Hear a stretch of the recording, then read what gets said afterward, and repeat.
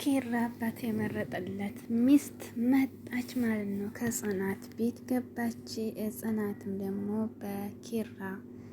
ለኪራ በተመረጠችው ሚስት እንግዲህ ቀንታ ከኪራ ጋር በጣም ተጣልታለች። መመታት ደረጃ ደርሳለች ማለት ነው። እንግዲህ አባቱ ተቀበላ ብሎ ኪራ እንግዲህ አባቱ ጋር አብረን እንቀበላ ሲለው አንተ ራስ ተቀበላ ብሎ ኪራ አምጥቷታል። ያን ጊዜ እንግዲህ ገና ሳያመጣት ጽናት እንግዲህ እየቀናች ነበር ማለት ነው። ጽናት እንግዲህ ያው የውስጧን እሷና ፈጣሪ ነው የሚያውቀው። ኪራና ሌሎቹ ደግሞ አልተረዷትም። ምንም መፍትሄ የላትም እዚህ ጋ ወይ ፈተናውን ማለፍ ነው ወይም ደግሞ ብቻ ከባድ ነው። ምክንያቱም እንግዲህ ኪራ አባት ከሰጣት አደራና ተግባር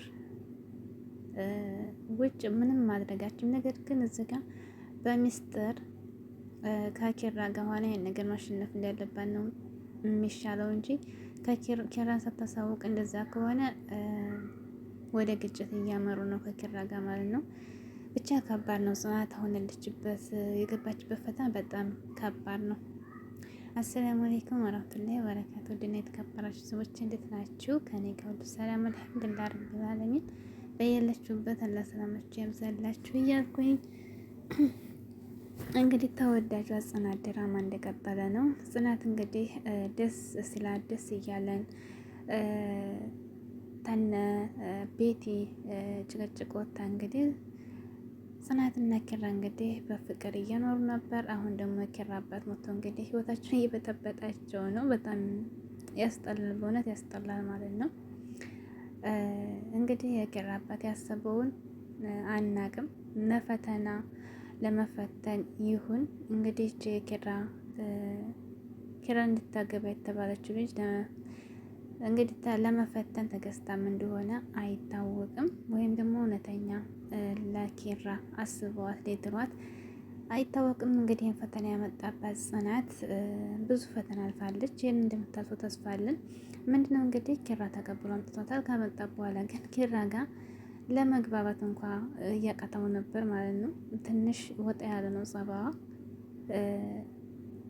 እኔ እንጃ የግባቡ አይመስለኝም። መቼም በመቀራረብ እና አብሮ በመኖር የማይላመድ ነገር የለም እንጂ ምንድን ይባላል የሚወጣ እንጀራ ከምጣዱ ያስታውቃል ይባላል። የሚቀራርቡ ሰዎች አይመስሉም ከአኳኋናቸው ኪራና ሀሴት ማለት ነው። ጽናት እንግዲህ ቡና እያፈላች ነበርና የኪራ አባት ሁሉ ነገር ተዘጋጅቷል አይደል ጽናት እያለን ነበር። አዎ ሁሉ ነገር ተዘጋጅቷል፣ ቡና ላቀራብ ብላ እንግዲህ ቡና ቡና አላርጅ አለባት እያላን ነበር። እንግዲህ ኩሽና ሄዳ ጽናት ያችው የምታሞተምትባት ኩሽና ቅናት እንግዲህ ራሷን እየታዘበች ነበር ማለት ነው።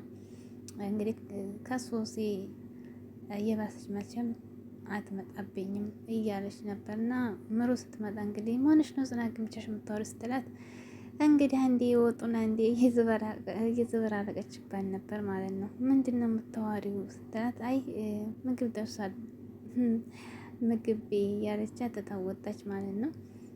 ጽናት ማበዳ ነው እያለ የምሩ የምትከተላ ግን መፍትሄ ሰጣት አልቻለችም።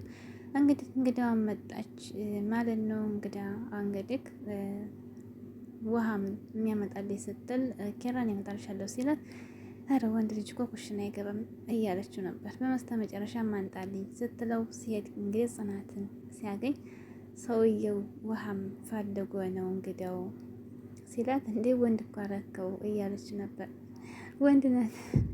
ወንድ ናት እያለ እየተሰቀን ነበር። ይችን መሰለ ቆንጆ ነው እንደ ወንድ የምታረጋት እያለችው ቁንጅና እኮ ከንቺ አይበልጥም እያላን ነበር።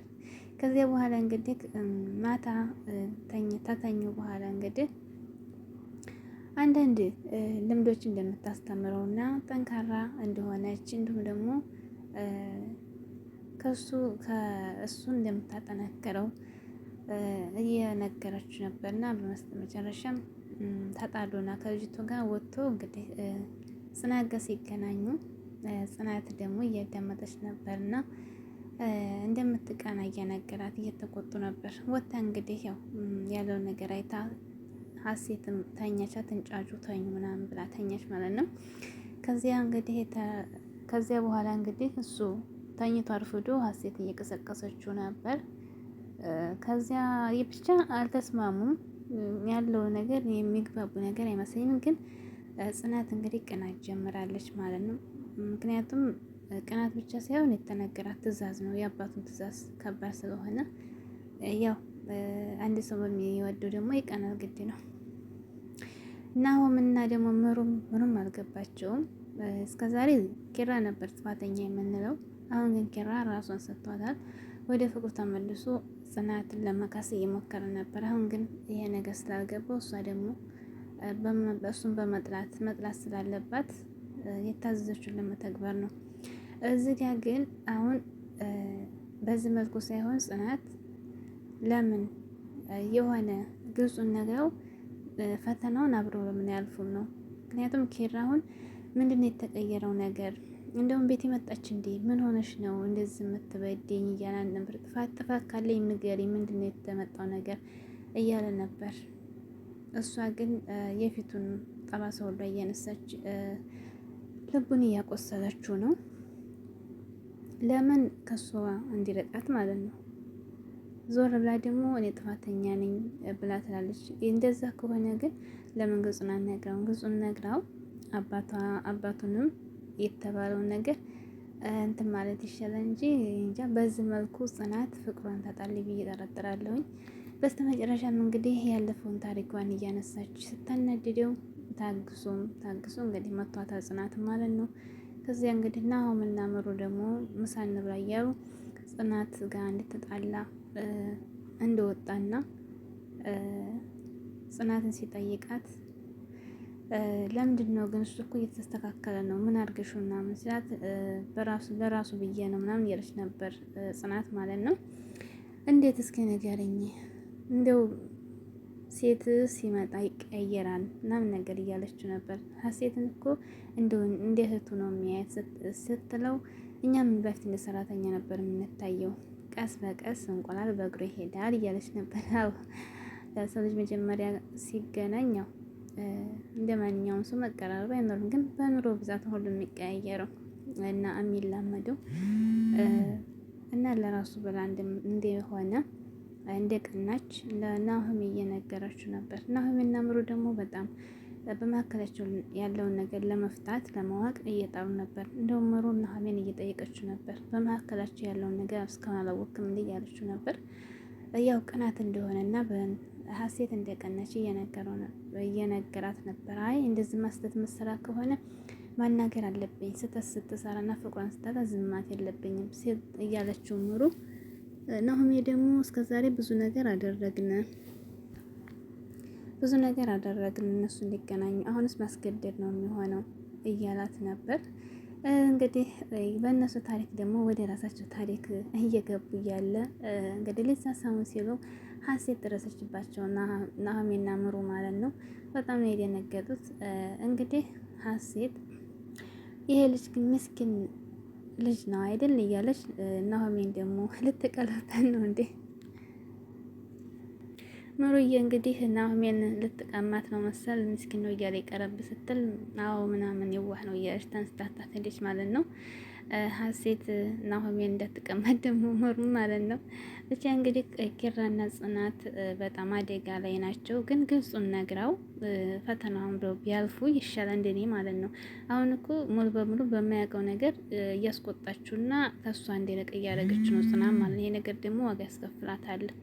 ብትነግረው ጥሩ ነው ያለውን ነገር ፈተና ብለው ቢያልፉ ተመካክረው ቢያልፉ ለነሱ ጥሩ ነው እላለሁ። ምክንያቱም ከሷ በራቀ ሰዓት በዝችኛቱ ጋር ሲገናኝ ይኸው እንደፈራችሁ ደግሞ ሀሴት ጋር መቀራረቡ አይቀርም ማለት ነው። ስለዚህ ብቻ ከባድ ነው። ጽናት ያለችበት ፈተና በጣም ከባድ ነው።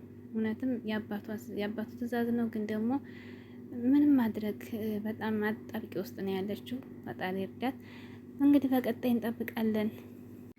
ሁሌም ቢሆን ከጽናት ጎን ነን፣ እኛ እናሸንፋለን። ጽናትን አብሽሪ ማለት ነው። ታሸንፋለች ብለን እንግዲህ ተስፋ አለን ማለት ነው። ብዙ መጽዋዕት አድርገልን ለኪራይ ቀን ብዙ ነገር አልፋለች። አሁንም ታልፈዋለች ፈተናውን ብለን ገምታለን። ቀጣይ እንጠብቃለን።